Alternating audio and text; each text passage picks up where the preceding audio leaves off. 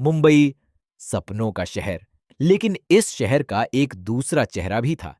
एक ऐसा चेहरा जहां रात होते ही गलियों में कानून नहीं, बल्कि बंदूकें बोलती थीं। और उन्हीं गलियों में जन्म लिया एक ऐसे लड़के ने जिसका नाम आगे चलकर पूरे भारत की सुरक्षा एजेंसियों की सबसे बड़ी चुनौती बन गया। उसका नाम था दाऊद इब्राहिम। डोंगरी का लड़का, साल 1955। मुंबई का डोंगरी इलाका, तंग गलियां, भीड़-भाड़ और हर मोड़ पर संघर्ष की कहानी। यहीं एक साधारण परिवार में जन्म हुआ दाऊद इब्राहिम कास्कर का। उनके पिता इब्राहिम कास्कर मुंबई पुलिस में हेड कांस्टेबल थे। घर में अनुशासन था, लेकिन बाहर की दुनिया अलग थी। स्कूल से लौटते समय दाऊद अक्सर देखता, कुछ लोग बिना काम किए भी पैसे और ताकत के मालिक थे। धीरे धीरे उसके अंदर भी वही बनने की चाह पैदा होने लगी, और यही चाह उसे एक खतरनाक रास्ते की ओर ले जाने वाली थी। पहली गलती जो रास्ता बदल गई किशोर।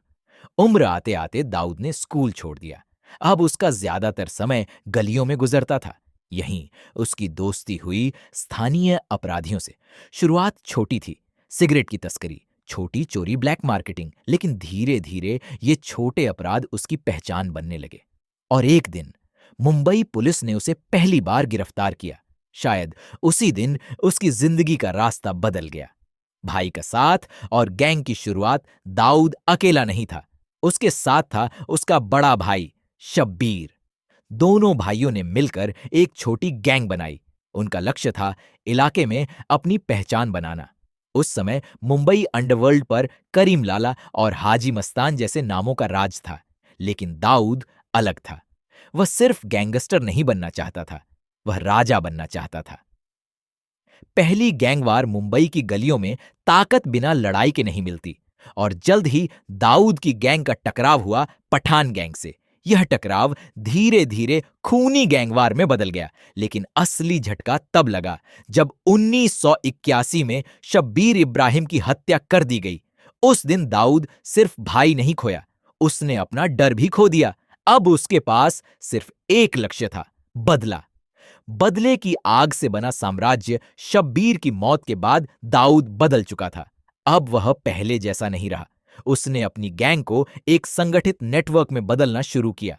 धीरे धीरे मुंबई के कई इलाके उसके नियंत्रण में आने लगे। व्यापारियों से वसूली, स्मगलिंग, फिल्म इंडस्ट्री में दबदबा, हर जगह एक ही नाम सुनाई देने लगा। और इसी दौरान जन्म हुआ डी कंपनी। यह सिर्फ एक गैंग नहीं थी, ये एक ऐसा नेटवर्क था जो कानून से भी तेज चलता था। बॉलीवुड और अंडरवर्ल्ड 1980 के दशक के अंत तक मुंबई की फिल्म इंडस्ट्री भी अंडरवर्ल्ड के प्रभाव में आने लगी। कई फिल्म निर्माता डर के कारण या मजबूरी में अंडरवर्ल्ड से जुड़ने लगे।